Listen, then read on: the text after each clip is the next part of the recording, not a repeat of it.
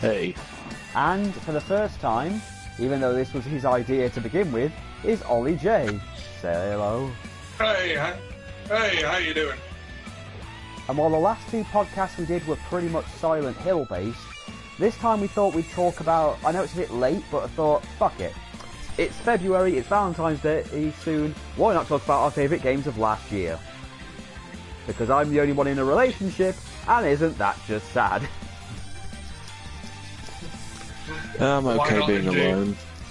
I know. Well, even so. So I thought what we're going to do is we're going to say what to us. We thought personally, this isn't a list of what we're saying is definitively the best game of 2018. What we personally enjoyed. Because everyone's taste is different and you don't need a games journalist telling you what you want. I mean, if this actually convinces you that maybe, just maybe giving these a try, by all means. So, with that said, let's get cracking with the knacking, as my grandpa used to say. So, let's start off with Ollie J. Since you're busy grinding at the moment and only half, you're like Schrodinger's commenter here, you're here and you're not here, please tell everybody what your favourite game of 2018 was. Please be as detailed as you can about why you liked it, what you did, did it have any flaws? The usual thing you'd say about when you're trying to recommend a game to any human being. Sorry, you broke out a lot there. Were you talking to me? Yes, I was. Sorry, Samurai. Alright. Oh, okay. Right. Okay. My game of 2018. Well, my game of 2018, I played towards the end of 2018, and not for a while until after I bought it. And I'm actually surprised my game of 2018 is Fist of the North Star Lost Paradise. That I can completely understand that with the whole Yakuza. I mean, the Yakuza games have started picking up steam over here, and let's face it, it seems like they've gotten the winning formula, as it were. Oh, shit, it's kicked me out of the party. Give me a sec. Fucking hell.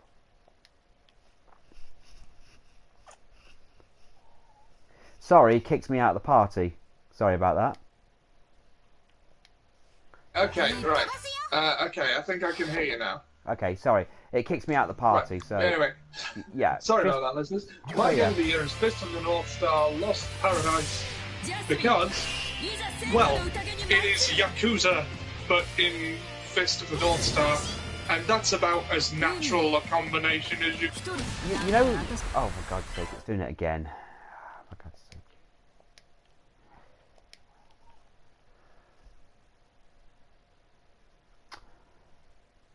Sorry it did that again.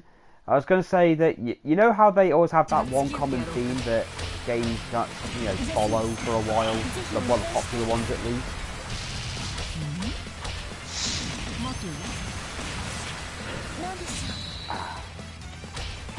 Hello?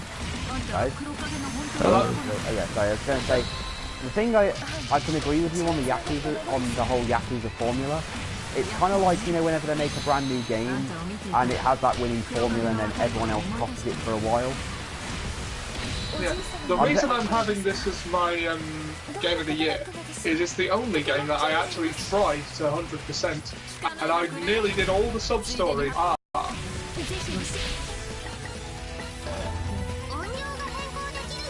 And I've spent a lot of time in that game, like over 200 hours.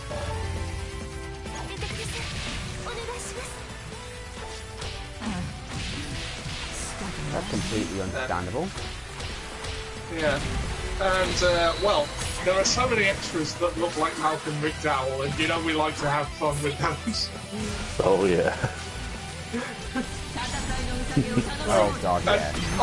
Even the sub-stories, like, in true Yakuza fashion, the sub-stories are brilliant. Like, even the fetch quests, they're so good. Like, there's one where a shoulder pad maker is all philosophical about what shoulder pads mean to people. And there's another where you've got to find some beef and cook like hamburger for this kid who misses his mom's cooking, and he affectionately dubs Kensha Beef, which is just about the best name you could think of as a nickname for Kenshiro from Fist of the North Star. Actually, yeah. Mr. Beef. I'm sure it reminds me of Mr. Sunshine from the Saints Row games. And also, you know, the mini games. I mean, it's not exactly Yakuza for that. There's a little less than you'd expect, but then you can't compare a post-apocalyptic settlement to Tokyo's red light district. You know, Yeah, that is there true. was always going to be a bit less. So I'm pretty sure some people would disagree with you, but yeah. yeah, true. But yeah, they make up for it with the wasteland and the whole Mad Max thing. You get races. There's so much in this game that you can keep playing it for days and never get bored of it. Yeah. But yeah, the story is very Yakuza. It's like, if you know these games by now, then you know what this is basically going to be like. It does take some liberties with the Fist of the North Star story, and like to fit it more around the small sandbox that they've given you. But I don't mind that. I think that's perfectly acceptable.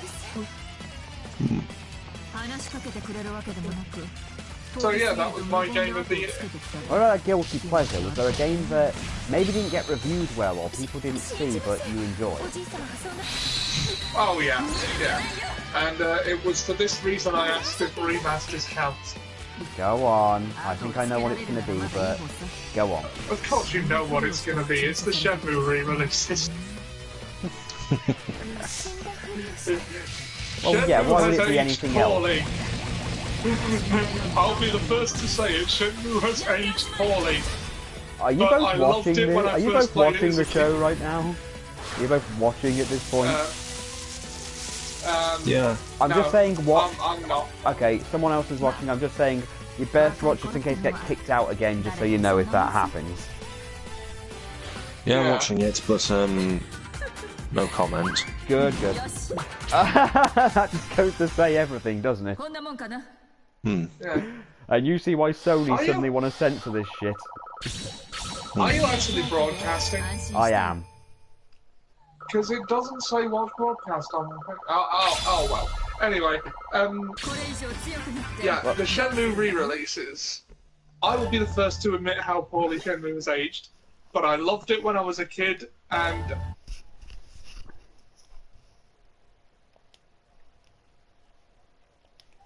I think nostalgia is the only reason it got its HD re-release at all. Because I think you got to remember at the time when Shenmue came out, Shenmue was dramatically different at a time where dramatically different was a big thing. I mean, let's face it, it was having so many different genres and new ideas that created the PS2 era, which was actually what Shenmue was a part of, whether you want to admit it or people want to admit it or not. You know, the PS2's infancy, the Dreamcast was around for like the PS2's, infancy. And I think that, yeah, it hasn't aged very well. There's a lot of serious problems. yeah, I mean, I can find the voice acting funny like now. Yeah, I mean, let's face it, Ryu asking about the sailors. And let's face it, if it's still got a Stone Cold Steve Austin joke, I'm a-fixin' to find myself some mad angel. Working at the Dark Soul, Ryu Shenmue. Yeah, but you can absolutely see why at the time it would have been a big deal. Oh And, yeah. Oh yeah, at the time when it first came out, it was a big fucking deal. And quite frankly, when you consider the amount of interactivity, I mean, yes, you can, looking at it by today's standards, it's a faffing about simulator. Even Yakuza doesn't do that. I mean, you can faff about, but it's more that it's an option rather than, well, you might as well do it. Yeah. Going into a building to meet up with someone, and then being told to come by at a certain time the next day. I mean, the controls in Shenmue are rough as hell, but I think we're forgetting that most games were back. Well, yeah, that's another point. It's literally We seems still like it's been haven't ported. mastered analog movements. Oh yeah, I mean I seem to remember when I first got into video games that used the analog DualShock on the PS1. I was getting used to that. It took me a very long time, admittedly, to get used to that being the standard. Movement being done by the analog stick, and I know how silly that sounds now. Yeah. I know how silly it sounds. But, because now it's just the most common goddamn thing. Yeah, I mean... People these days sound old, but people... How could you have it? Back in my day, we had to die before we got our games pre-ordered. You had to literally sign away your pre-orders in your blood. And we didn't have DLC, we had expansion packs. If you wanted an expansion pack, you found the kid whose parents bought it for him, and then you clubbed him with a stick and stole his disc. And we never used the internet to look up cheat codes. We have to buy a magazine from the shops. Oh, and we have to wait for ages until they actually put the cheats in there. Yeah, you kids today, I bet you little bastards don't even know what a level select code is, do you little shit goblins? I know a little. I played the Sega Mega Collection. Oh, fuck off! Oh, that's adorable. You've played a HD remake. We didn't have HD. We played it in all its... Oh, if we wanted to play import games, we had to do shit to our console. Oh, and then it'd all be in black and... What? Saving? And saving in our games. If you died, you're fucked.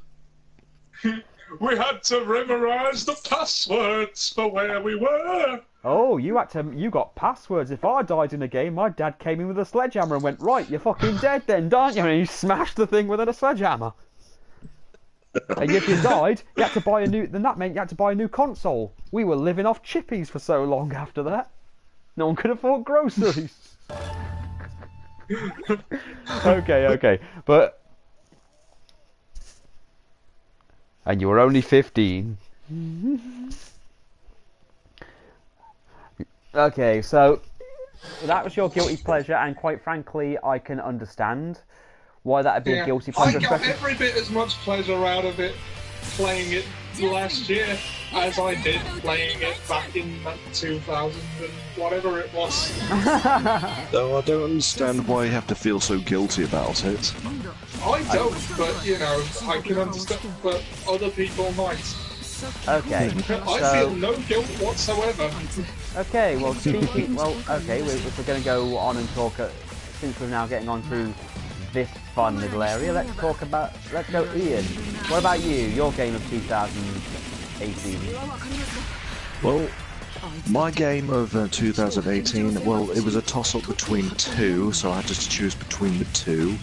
So, I mean, the one I didn't choose was Red Dead Redemption 2. Fair enough. I have heard good things about that, but... Yeah, it's a great game. I love playing it, and I still have yet to go further in it, but I'm loving it so far. But were the horse testicles worth it? I haven't got to that part. Well, then what's the bloody point? Well, I know. It's just, I heard one of the things I heard a lot of was about the horse testicles and how important it was. Oh. Apparently. Well, yeah. So that's the game I didn't choose, mainly because, well, the other game is sort of more personal. Go on. All right. Yeah, and the one that I did choose was Spider-Man. I kind of figured that would be your choice. that was going to be my game of the year until I played Fist of the North Star Lost Paradise. It was pipped at the post. Look, well, we all love this. Well, Ollie, I can completely understand it because as much as we love it, Fist of the North Star has... Spider-Man doesn't have that. But, okay, Ian, why? Tell us. Well, because this was the Spider-Man game that everyone was waiting for. I have to ask out of curiosity. You heard about the Sam Raimi Spider-Man outfit? Yes, I'm wearing it. Yeah. Well, not right now. Oh, good. In the Because game. according to a couple of news articles, nobody wanted that. Even though apparently they put it. Wanted it. Yeah, that's the thing. Everyone else said that apparently they put it in for fan demand, and I heard thing that there was a couple of articles where people are saying. But even and Mary J. Okay, that went a bit too far. Okay, so go on then. Ian. What? Why did you like it? Why is it your game of the year? It's my game of the year because it took me back to when I was playing Spider-Man on the PlayStation 1. Oh god. Yeah. I mean, which by the way is not based off the cartoons, despite the fact they use the same likeness and voice actors. Venom was a fucking delight in that game though, let's be brutally honest. Yes. And so, and after those games, they started to be based more on the films and stuff, which, if I'm honest, yeah. I mean, if we're talking about like the game adaptations of the films, the gameplay is shit, but the storylines are fantastic. They're even better than the films, in my opinion. I thought Spider-Man 2 was good from a purely technical standpoint. Yeah. Well, if you look at, because in those it's like, in those games it's like, imagine if these villains, the ones that never appeared in any of the films, were in the Sam Raimi films, and I thought they were quite interesting. Well, Spider-Man doesn't have a good rogues gallery. I mean, come on, the Sinister Six itself is pretty good. And they did something that I didn't think was possible. Go on. They made Scorpion into a sympathetic character. Yeah. I can completely understand that. That entire reasoning for liking anyone. I mean, granted, I've watched a lot of your streaming for the Spider-Man game. And personally, I personally liked JJ, but then again, I've always found JJ to be fucking hilarious. Yeah. Well, anyway, back to the more recent Spider-Man game. I mean, what I loved about it is the gameplay. As being able to swing through a city, and that is just fantastic. They spent no attention to detail. I know. And I was and before it was released, I was watching some interviews with the developers, and the way they talked about it was just so passionate. You could tell these guys were true fans. Yeah. That's always. And they said, there is a way to tell when some love and care has gone into a game. Yeah. So yeah, and seeing and playing the game and swinging through the city is just, oh man. Oh, I never got tired of swinging through the city on that game. I would boot up the game just to do that and nothing else for a while. Yeah, and the combat is pretty fun as well. Yeah. I mean, new tricks, just to kick an enemy in the head, One of my favourite gadgets was... Oh, yeah. Yeah, just call your little robot friend to just take down a bunch of enemies for you. Hey, it gets the job done faster. It does. Yeah. Well, you just earn some, points in the process to learn some new tricks. Yeah, that's good enough for me, yeah. Yeah, so the gameplay and you know the swing, you know the combat is great. Yeah, wow. But also, I also love the storyline as well. Yeah, version of Doctor Octopus, I will admit, was extremely interesting. Yeah, I mean, it manages to like overtake Alfred Molina, believe it or not. Ooh. Yeah. I think the only I think the only complaint we've even really ever had is the MJ stealth mode. Oh god. But I think that's about it. Yeah. I mean, it was fine when it was mine. Oh yeah, that's true. Yeah, but Mary Jane, she's got nothing. I mean, granted, you know, there, admittedly, yes, she doesn't have a lot of powers and stuff, so there isn't really much you can do, but still. Yeah, but she, I mean, I can understand you want to do things of that, but why with Mary Jane? Yeah.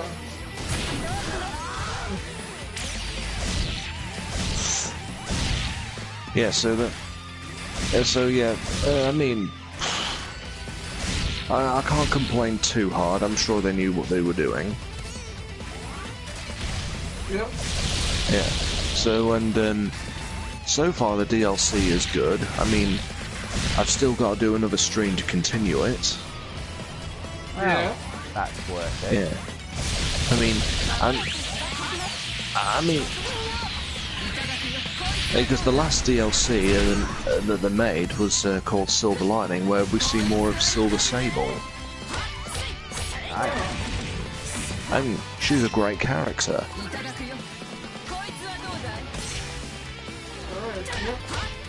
Yeah. Included her. In fact, I liked that they've included a lot of characters. I mean, and I'm particularly looking forward to a potential sequel where we'll get to the Green Goblin. Yeah. Yeah. So yeah, the gameplay is great, the storyline is great, the combat is great, also the voice acting is great. Oh, Yuri Lowenthal in the title role he's one of the best in the business. Oh, definitely. Yeah. And also like the interactions between Spider-Man and the police chief. Oh yeah. I mean, don't get me wrong, I love the little JJ bit, but that's just, me being Just me. the facts. Yeah. Those are funny, that is true, yeah, because JJ is always a plus. But the interaction between Spider-Man and the police chief is adorable because the actors are married in real life.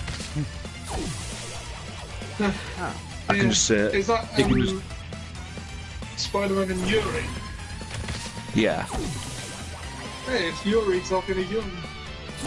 Yeah, it's you. Yeah, because it's... Because Yuri Lowenthal. Yeah, Yuri Lowenthal and, what's his wife's name again? Oh. It's... that's it, Tara Platt. Yeah, she, yeah, I can just... It's almost like if you blast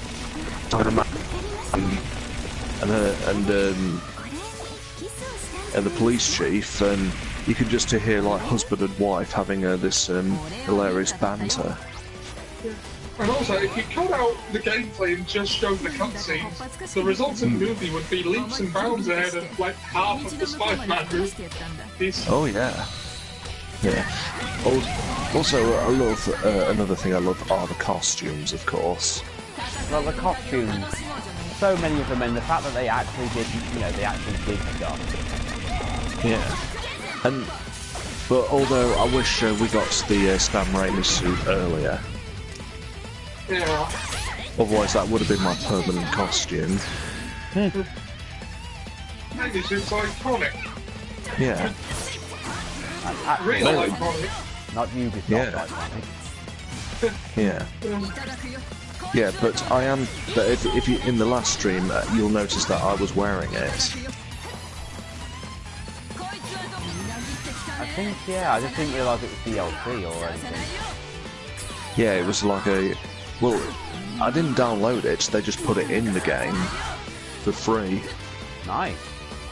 Gotta love a bit of free, they were like, free DLC. yeah, and they were like, yeah, we know you guys have been waiting for this for so long, but believe us when we say it, we were working on it. So here you go. You don't have to pay for it. You can have it for free on the house. Yeah, I applaud that. Not enough developers are that consumer friendly. Yeah, and when when I saw it in my inventory, I was like, I love you guys. Yeah. I would have reacted the same. Oh, Yeah. I've got to put that game back in one of these days and play through the DLC. I've done the Black Cat one. Yeah, well, yeah, I'm still in the middle of the Black Cat one, and then as soon as I'm finished with that, we'll do the Turf Wars, and then after that, it's the Silver Lining, because I really want to see more Silver Sable. She is awesome. Okay. Yeah. Well then, I have to ask, Yeah. what was your guilty pleasure this year? My guilty pleasure this year is, last year, sorry, my bad. last year. Yeah. Well, my guilty pleasure last year, I'm going to say up front, it's a mobile game. Go on. Okay. It's that's probably the guilty bit. Yeah. Yeah, and Mobile games I can be know. good. Yeah, they can be good, but I know that some hardcore gamers feel about that kind of thing. Hey, now keep in mind, I've been gaming for probably as long as you have. Yeah. And keep in mind, one of my guilty pleasures, one that I would have put on this list if not my actual other guilty pleasure, is Azure Lane, which itself is a mobile game that keeps giving shit away without actually, asking for money. Okay. So I it's think that's worth mentioning, yeah. I'll probably mention Azure Lane and get into a bit more detail in it later, but for now, I'm just letting you know that it's okay. So, I think that's the entire point of having this guilty pleasure thing, really, isn't it? Yeah. So go ahead. Tell us about it. Well, as I say, it came out last year. And it was a pretty hyped release, and a lot of fans of the franchise really wanted this, and I downloaded it the day it came out, and never looked back. It's Harry Potter Hogwarts Mystery. Oh. Yeah. And basically, what you do is you make your own character. You even get to pick which house you want to be in. Yeah. And basically you have to look for these things called the Cursed Vaults, which is basically the storyline is your brother is missing and you've got to go find him, but all the while you have to go through your years at Hogwarts, learning spells and stuff. But you have some friends that help you along the way, and it's still going. It's hasn't, I'm still on I think it's the 6th year. My 6th year at Hogwarts, and I'm still waiting for the latest chapter to be made. So it's kind of a slow process, but we're getting there. Is that the free-to-play one? It is a free-to-play one. It's just as you have to buy stuff with some. Well, you don't have to buy the stuff, but it does help a bit. Yeah. I do remember hearing about a Harry Potter game that was more famous for the fact that it strangles a child until you pay money. I don't know. I don't think that's ever happened in this game. Yeah. Yeah. Because, yeah, so you're looking for your brother, and you get to interact with a lot of like famous Harry Potter characters, but you have to bear in mind that this takes place before Harry Potter. Well, that's fair enough. Yeah, because because Harry Potter's set in the 90s. Okay. See, and this one takes place in the 80s. And so, but you get to meet a lot of famous characters along the way, like Dumbledore, McGonagall, Flitwick, Snape, etc. I mean, you can even meet some characters that appeared in Harry Potter who are students in this game. Yeah. Yeah. Yeah. And so, I've heard that the story is actually really good. it is pretty good, yeah. I'm really into it, because, you know, they're slowly building, you know, and they're slowly building this world, and so far I haven't been disappointed with it. So does it turn out that Professor McGonagall was bisexual the whole time? It's never been brought up. But Just a little jab at J.K. Rowling there. That's all right. But yeah, it had. But lately they put in like possibilities of romance options. Yeah. And yes, you can have homosexual relationships apparently, which is cool. Because considering my character's female. And she has a little crush on a Hufflepuff girl. Ah. Yeah. What house are you in? I'm Slytherin. Ah. That's my house. I see. Yeah. Because I took the test on what's it got? Pottermore, yeah, and I'm a Slytherin, and I'm proud of it. Okay. I mean, I could go into detail of how awesome it is being a Slytherin, but that's not, but a conversation for another time. Okay. That's fair enough. I don't believe that every witch or wizard that went bad was in Slytherin. Otherwise, Like, if it is, are you telling me there wasn't one disgruntled Hufflepuff? Or, you know, too big for their boots Ravenclaw? Look, Ollie, or I'm just a well-meaning Gryffindor? Ollie, I'm just saying that if that was true, and that was a universal truth, what they'd be doing is as soon as they were sorting Slytherin, they'd sit them by the table, and as soon as the sorting was done, go, go, go, go, go, go, and then do a spell that locks them in a cage. And go, we're not taking any risks. Right, they're in a group, kill them. Yeah, basically that. Well, okay. So, my game of the year yeah. Alright. is Valkyria Chronicles 4. Oh. Ah. Now, granted, I've been a fan of the Valkyria Chronicles series since the PS3. Ah, Scheiße! Yes, you know what? I'll actually be honest with you. You made it that fun. Now, for those who haven't got round to it, you probably, if you haven't heard of Valkyria Chronicles, you've probably heard of it through a very bad review that talked about it being overly promoting sexual assault for one scene. However, I don't think more most than people read those. And I'd like to point out, no, it's actually an alternative World War II story with a bit of Russian thrown in, according to Ian. Basically, if you played the first one, I do recommend you play that one anyway, but I'm also going to be talking about the DLCs and how it actually adds to it. See, you take control of a platoon called the Ranger Corps, which is supposedly the best part of the army. Where if you've ever played the original, this will probably sound familiar. A well-meaning, nature-loving tank rider who gives the commands. You also have a shock trooper who's extremely, well, he's a Darkson, and in that world it just means he's got dark hair, and therefore he's the equivalent of the Jews in World War II. I see. There's an empire that you're fighting against, but you're fighting directly against them, whereas in the other game you were playing a civilian military a civilian militia, apparently. I see, as if I didn't already know.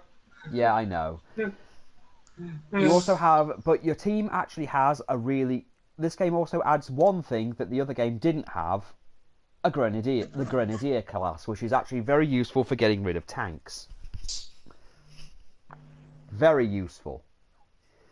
Now during the game, you've got the main character, which is not Welkin. I've honestly forgotten his name. But you've got Kai, the sniper, who is easily one of the best characters in the game. Who there's a big twist in the story involving her entire character. The closest thing you get to a villain in the game is this guy with white hair who rarely appears, and you get like a little mini boss who keeps talking to you as if you're his soul. He keeps referring to you as soulmate. And the Valkyrie in this game is apparently supposed to be the strongest one in the entire world.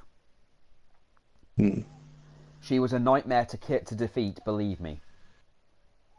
But what I liked about it is it tells the other side of war, because the other part of the war while it's happening at the same time as the first one. Because the worst that the first one did, spoilers, was that you had a platoon that didn't particularly like Darksons, and the main character's adopted sister was a Darkson, and as soon as they started to accept her, she was killed. There was also a concentration camp where they pretty much abused them and even killed them all at one point. And that was the bad part. In the fourth one, there's an entire bit where things are not going your way and the army has to split up. But they agree to meet up at another point, and you turn up late because you're going over a mountain, and by the time you get there, every other platoon has been destroyed. And there's like one or two survivors who join your party, and you have to work with them for the rest of the game, despite the fact they have major issues. And at the end, they lead you up to this really big conclusion where they're going to blow up the capital of the Empire.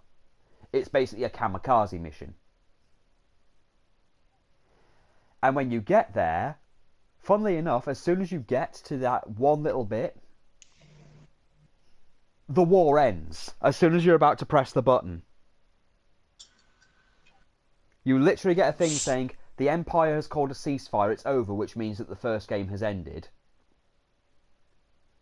And you have to watch a really good scene that I really enjoyed, where the main character has to convince the redhead who's been following you around and has been all about avenging her dead comrades to not push the nuclear button that will kill people, because now it's peacetime, there's no war, and if she does it, it's a war crime and pretty much genocide. And then the game drags out for another battle, which is the over-the-top stuff you'd expect. The DLC really adds to it purely due to the two particular DLCs in particular. One which I got specifically originally to stream with Ollie, funnily enough. Right. Basically, it's set just after Chapter 2, and your squadron has to do a joint exercise with Team 7 from the first game. And cool. the characters just work really well. I mean, Rosie is still a racist and she has a fight with Raz, because they're both shock troopers, but they make it a point that your militia is better than theirs. Mainly in the fact that Raz takes pride in the fact he can get the job done faster than Rosie can, and then in the second battle, when they all get along, and Alicia's bread brings peace, apparently. That's a fun little reference if you played the first one. That's literally what makes peace, is her bread. They become impressed with your squadron because you're able to hold back an entire Imperial army, platoon, by yourself without stealth tactics. But one thing I discovered while playing with Ian, because I got a high rank, if you remember Welkin's little sister who was driving the tank. Yeah. There's an extra mission where Riley, who does the Grenadier class, takes her out and actually trains her to be a Grenadier. So she becomes a playable character. And that's the best part of it, really, is that once you finish the DLC, all the main characters from the first game become playable. Including the character that wasn't playable. And the other one is the Valkyria DLC, where you get to play as the Valkyria from the first game and this game. who are broken as all fuck, really. I can't remember her name, Sylvana or something like Sylvana, that. yeah. They make a point of how powerful she is, because they say that while she's considered the most powerful, it's actually Chimera that's the most powerful. It's just she can't control her powers. And they have like an entire Valkyria versus Valkyria fight, which Sylvaria wins only because Chimera can't control her powers. But if you finish the DLC, both of them become platoon members. And I will say that Sylvaria is broken as all hell in any battle you take her into. She can destroy tanks with ease, her attacks are really fucking powerful, and very few actual units can hurt her. Well, here's the thing, there's a bit in the game where it's like you can destroy this tank, but you've just got to wait out the clock. One shot from Sylvaria and she destroyed the tank. Oh, wow. So I recommend picking up Valkyria Chronicles 4 and just those 2 DLCs, to be honest. And the best part of this one is, if anyone dies in the game, you can just bring them back easily. And that's another point I think Ollie will like, is the squad stories. The more you use particular squad members, you unlock like extra stories where they get their own little mission where you get to learn a bit more about their history and stuff, and you can gain more stat buffs. Oh yeah, that was something in the last one, in the first one as well. I didn't remember there were actual squad stories for them. Well, that's where you learned a bit more about them. Well, this one, Largo had that one where it turns out he was really passionate about vegetables. Well, this one's for like the ones that aren't main characters. Oh, right. Yeah, this one's for like all those individual... that sounds awesome. Yeah, all those individual soldiers. Like, for example, the first one I got, there's this guy who's a Darkson, and his entire thing is that he steals things from corpses when they're dead. There's a little girl there's a young girl who's in the party, and then there's also this other woman who was a nun. And they're basically, arguing with each other because they're saying you shouldn't steal from the dead. He's got a whole thing going on with him, and you do a mission to like gain the respect of each other, kind of thing. I've even got one party member you'd love who's basically an alcoholic, but she's really fucking good. That's the point. No one takes her seriously, but then they take her into battle and she like slaughters an entire platoon while still pissed. And when they question how she's able to do that after she's drank so much, one of the other party members who's in that mission goes, "Well, I have heard she was part of an elite military corps at one point. So she's got better training than anyone else in your entire military. She's just drunk all the time." I found that funny. I actually wanted to do a stream where I actually go through all of the squad stories. But yeah, it literally lets you know a little bit more about each and every one of them. Now, on to my guilty pleasure. Now, I know some people will disagree with me, but I'm going to say My Hero One's Justice.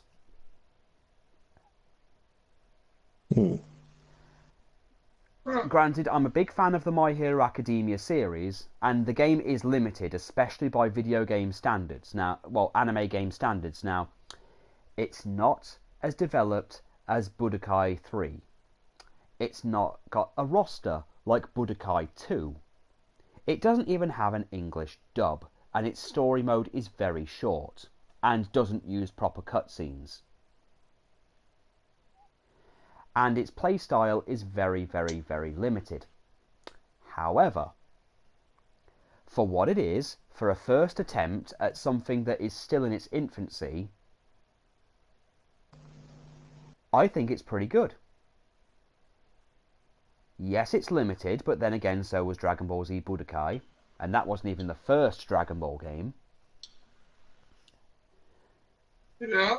Its roster, yes. Its DLC was actually kind of crap.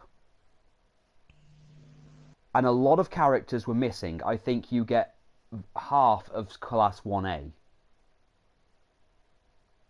I think in terms of the characters you only get Midoriya, Ochako, Bakugo, Todoroki, Tokiyami, Ida, Denki, Kirishima, Momo, and Jiro. Oh, and Suyu. And you don't get any of the others. I think Mineta only makes an appearance as like an accessory you can equip to characters. And I will say, yeah, the character customization mode is very limited as well. And even the adventure mode thing doesn't really add any story. It's just doing random battles just to unlock new accessories that ultimately aren't that good to begin with. And the fact that Nomu is in the game but he's unplayable, and it skips over. Another problem I have with it is it does assume you've seen the anime, because it literally starts when Midori is being trained by Gran Torino. Right. I mean, All Might was fun. I mean, Ollie caught me while I was having him beat up Bakugo.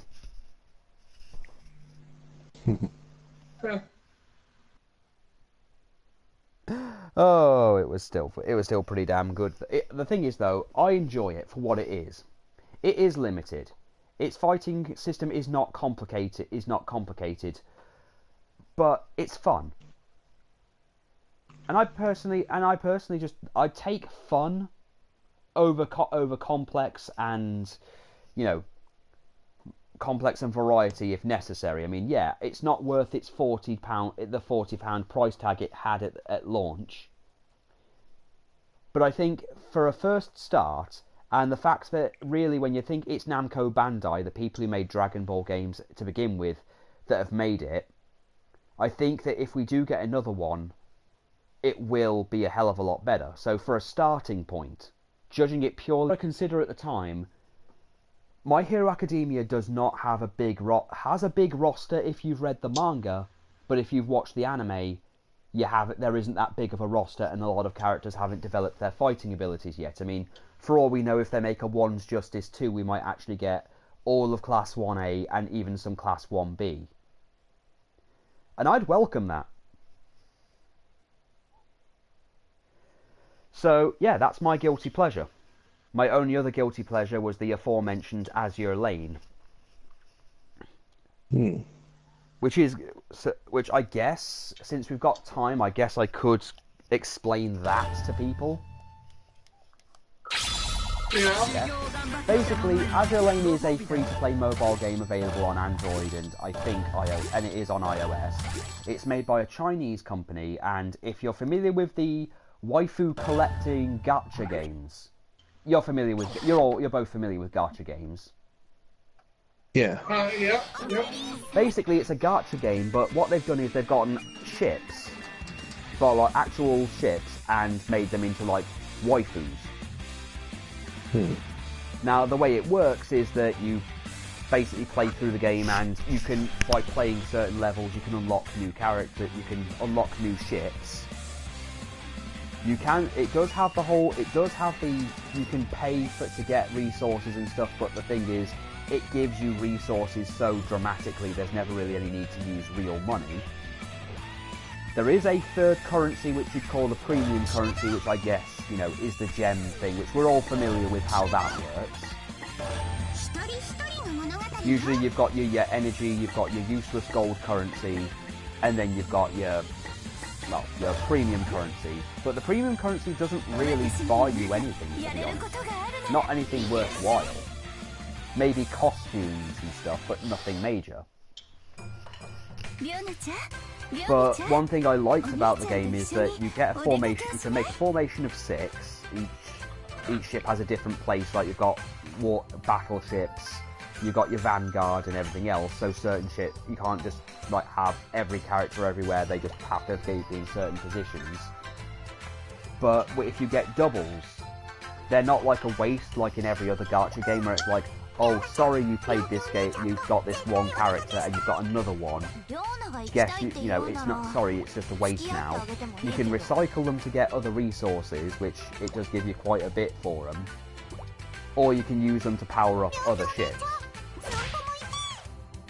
And granted, it sometimes plays to a fetish level with some of the outfits and stuff, but it's been a while since I've played a mobile game where you've actually had to grind for something. Yeah. And I don't mean as in I had to pay money, as in I had to go through this because it separates each level into a map, and you've got to defeat a certain number of enemies until the boss character turns up, and then when you fight the boss character, you've got getting a new character, well, that's specifically available on that level.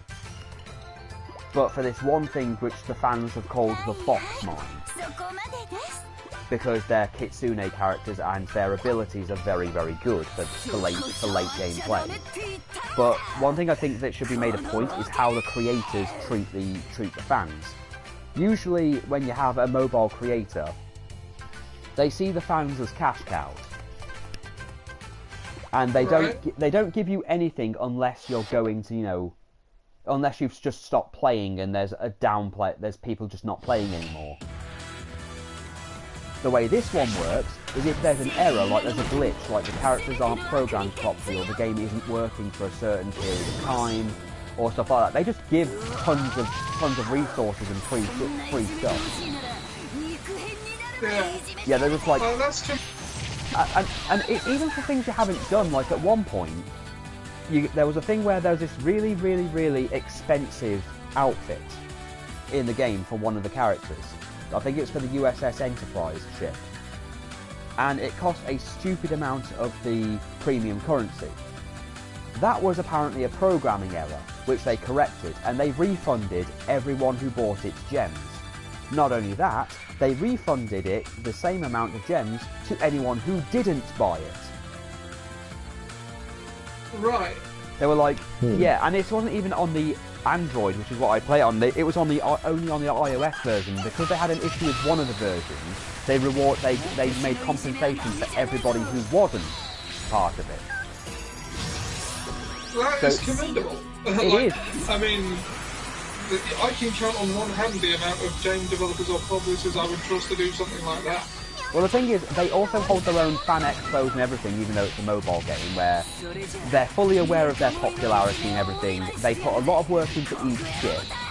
And the best part is, unlike other people, like when they do like gacha games based on animes or like any of these things, they make different variants of the same character, so it makes it harder to get specific ones. Like, one of my issues with the Bleach game, as I mentioned in one of my earlier one-offs, was they had like 20 different versions of Ichigo in the Bleach game and 20 different versions of every other character.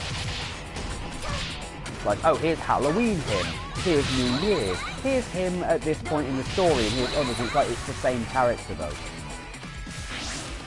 In this, there's only one version of each character. Except for the one, they've made one exception for it, but it's because the character is fundamentally different. Even though it's technically the same character, it's a different, like... Well, okay, the original version's an aircraft carrier, and the other one is a full-on battleship. So it's like a different kind of rank or something, so it counts as a separate character. But again, every character in the game is obtainable through just playing the game. And they hold events every so often, like every month or so, which gets you more characters, more resources, and a lot more, well, just a lot more going on. But they add story to everything, so there is actually a story for when they actually decide to make the Crunchyroll series. And they apparently study the ship, even though it's a Chinese company, of every country, so well, so they can actually make personalities for them. Like, for example, one of their most one of the most popular ships is Belfast, which was an actual ship. But in terms of its design and personality, for a while, it was wearing a maid outfit with shackles around its neck and arms. And when they were asked if this was a fetish thing, they said, no, it's a representation of Ireland being subservient to Great Britain. And I thought that's some very thinly veiled shade. And one of the ships that they just introduced that is broken as all fuck because they haven't nerfed it is basically a character that's basically got cancer, effectively. It's dying, its character is always coughing and looks like it's dying, and it's in reference to the fact that the ship itself managed to survive for a long time in World War II, but it was severely damaged for a very long time. So it was pretty much like a dying person constantly trying to go to battle. But they put that in like just the way the ship acts. So they add personality to each ship.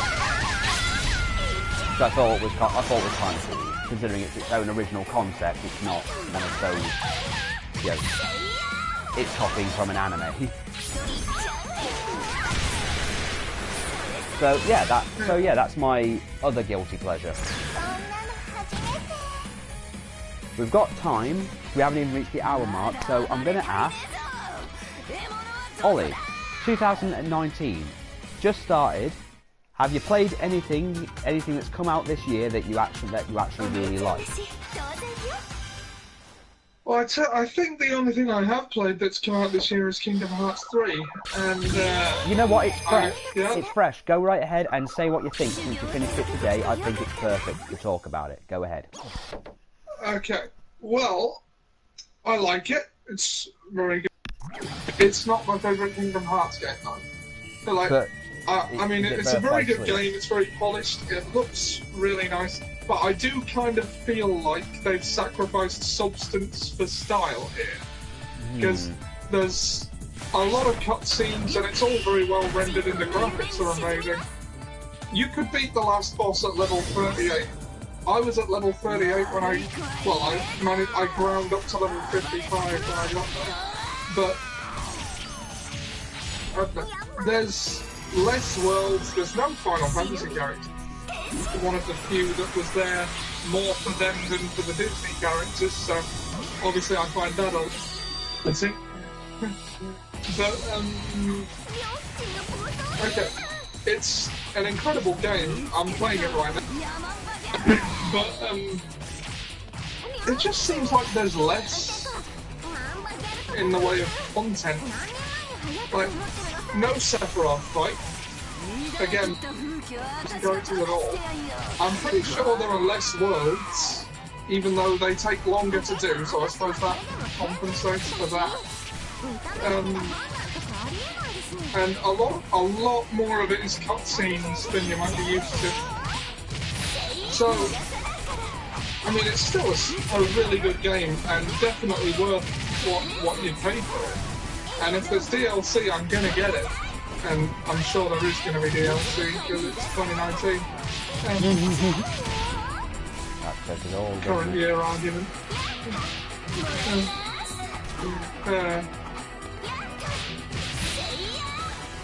But yeah, I would give it a solid 8 out of 10. Like the 2 points off being the lack of Final Fantasy characters. Just feeling like a more linear experience, really, than the others did. Like, I mean, you watched me stream it. Do you see what I mean? Yeah. It does feel a bit lacking in terms of any actual content. Yes. Well, there is content there. There's plenty to keep you satisfied. Occupied. It feels like there's less than before in some regards. Yeah, in some regards. I mean, 100 Acre Wood was over in like 20 minutes.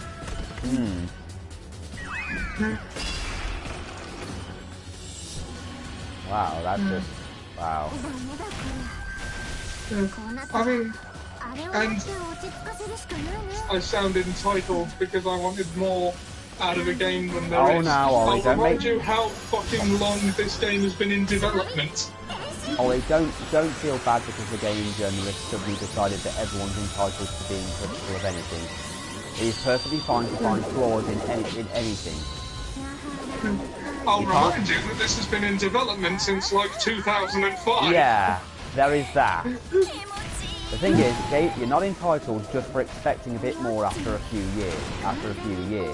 They can't just do that, you know, well, I'd say a few, but let's face it, we all know the truth.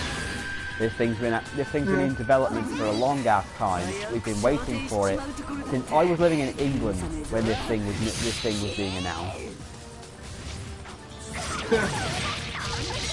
Yeah, before I met Liz, don't get me wrong, I love the game, it's great. Since Kingdom Hearts 3 has come out, Ollie, I have moved countries, got married and had a child while waiting for 3. Yeah. I take it meant since Kingdom Hearts 2 came out. Yes. Yeah. And let's face it, all Fragmentary Passage was just a little bit of a teaser. Yeah. I mean, I hope there's DLC to pad it out a bit more. Hey, wouldn't it just be annoying if the only DLC was Final Fantasy based? Well, if the Final Fantasy characters were held back for the DLC, you mean? Yes. Yeah, that would be very annoying. I mean, I'd still buy it, but I'd buy it annually. I mean, I know that shows up coffers of Square Enix, but I would register my displeasure with having been made to pay extra somehow. I would be very upset with them, and I would write them a letter telling them how upset I am. Okay, what about you, Ian? You played anything new this year? Only Kingdom Hearts. Well, okay. What do you make of it so far? Well, so far, I like it so far, but I have yet to, progress further. Where are you right now? I'm on the Toy Story level. Same here. That's a good one. I love that one. Yeah. Battle Mechs. Yeah. So I can't really speak for it as a whole because I have yet to go further with it. But yeah, I mean, it has been my most anticipated game this year. Oh, mine too. Okay. Yeah. And I don't feel let down in spite of what I said about it. It is definitely worth it. Yeah, it's been a good start to the year. I mean, speaking of, you know what my game is going to be. Resident Evil 2. Yeah. Look, here's the thing. The thing that makes this one, it's less than Kingdom Hearts in terms of its anticipation, but it's the fact that it was announced, and then we got 2 years of nothing. To the extent where there were rumours it had been cancelled, and then suddenly one day at E3 they just happened to go, oh yeah, here's some Resident Evil 2 footage and show us a ton of stuff. Well, the most notable being that the Tyrant is wearing a hat. And even that was enough to make me go, okay, this is interesting. So Mr. X gonna give it to you. X gonna give it to you. That's a mod now, so let's just leave it at that. Brilliant. The X gonna give it to your PC mod.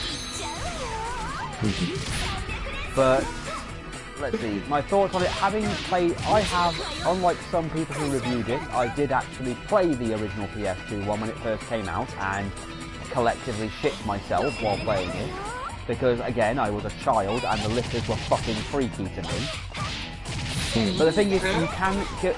Now the thought came to my head if I was recommending this, could I go into this brand new? And I guess you could, but you've got to remember again that this is made mainly for people who have played the game, so if you have complaints about something in particular, then, like maybe Marvin's laptop or, certain references here and there or why certain things aren't answered, then, just assume there is a reason for it. Like Chris's disappearance, I will say that the areas have been rehauled completely. If you've watched me playing it and watched me go into the STARS office in particular, you'll see it's just completely been redesigned. But the areas that have been redesigned that were in the old one have been done properly. You know, they have still kept these things that made them special. You can still develop the films and stuff. There are new puzzles, which are fine. The zombies are actually feel like more of a threat. They're not a sudden learning curve at the beginning and then they're no longer a threat later on. Because there's no guarantee the fuckers are ever dead. Because, you know, you can pop these fuckers in the head. I think Ollie even commented during one of my playthroughs, like, wait a minute, you shot him in the head, he died, why is he back up? And the amount of the attention to detail with some of them, like, with just some of the things, like, when you shoot a zombie, if you blow a zombie's head off, and it dies right in front of you, it just falls on top of you, and Leon or Claire will just hold it and, like, slide it off. If I had to complain about any, like, give a few complaints here and there, it's that the zapping system has been removed from the original game. And by the zapping system, for those of you who don't know, was a feature put in where things you did in scenario A would affect things in scenario B, but they were few and far between. Like, you'd have a bit at the beginning, there was a bit in the armory where if you picked up, you had a choice in the armory in scenario A where if you picked, you could take a submachine gun or a side pack. If you took one, you could leave the other one for the second character, for the character in scenario B, or take both of them and leave them with nothing. In this one, there's not really anything that affects that actually affects it. Like, they both, sadly, Leon and Claire do fight the same bosses, save for the B scenario will fight the last boss instead, and Leon fights with the Tyrant, while Claire fights Birkin 234. Annette dies twice, which is weird. The Tyrant dies twice, which leads me to believe there's actually two of them in the game, or maybe more. And much to Ian's chagrin, Chief Iron doesn't really get much of anything in this game. I mean, Ada gets her own little bit where she, like, hacks things. She can hack things, so she feels a little bit different to controlling Leon. Sherry has to do a hide-and-seek thing. She never runs into any zombies, but she's hiding from the police chief. Ben turns up, if anyone even remembers Ben. But he's there for a few seconds and then Mr. X kind of kills him. Kind of just crushes his skull.